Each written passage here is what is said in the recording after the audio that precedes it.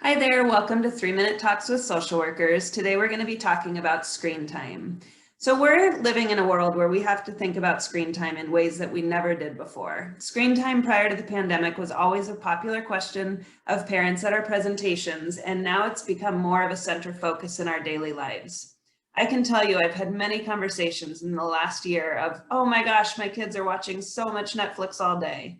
If that sounds familiar to any of you, just know that you are not alone. Increased screen time for many of us has been a natural addition to try to manage all of these days that are not at all what they used to be. During this pandemic, we've had to adjust our expectations for ourselves, and screen time may be one of those expectations that you've had to think a little differently about. We need to give ourselves self-compassion every day with all the decisions that we make. A pediatrics journal wrote, the effects of media use are multifactorial and depend on the type of media, the type of use, the amount and extent of use, and the characteristics of the individual child.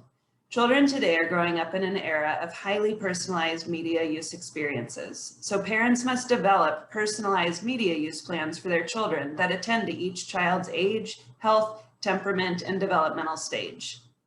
So American Academy of Pediatrics, Association of Pediatrics, most current stance is that screen time guidelines need to be created within the family for their children and for themselves as caregivers.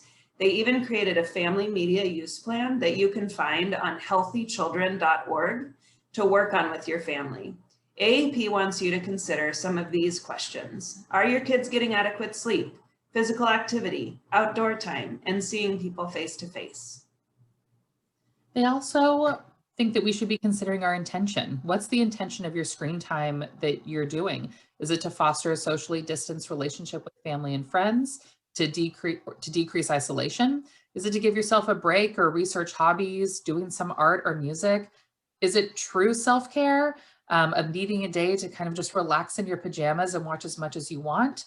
When answering these questions of screen time as self-care, ask yourself and ask your kids afterwards, are you now feeling refreshed and ready to move on to another task? Or are you still feeling overwhelmed? That's when you really want to look at the intent of your screen time and if it's being used in a way that's helpful. Another factor is connection.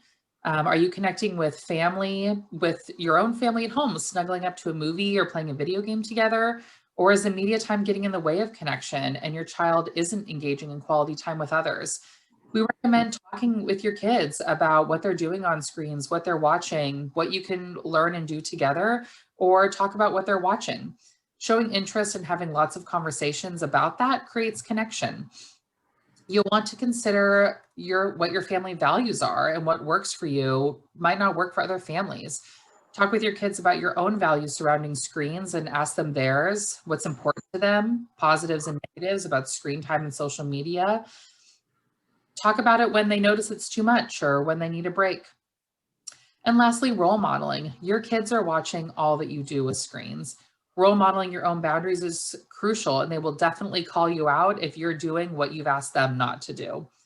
Also, think about if you're missing moments with your kids because your eyes are on your phone versus actually listening to what's being shared.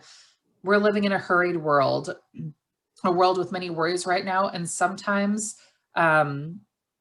it's hard to pull away from knowing the status of what's going on in the world, but that keeps us from connecting, and connecting is the healthiest thing we can do for ourselves.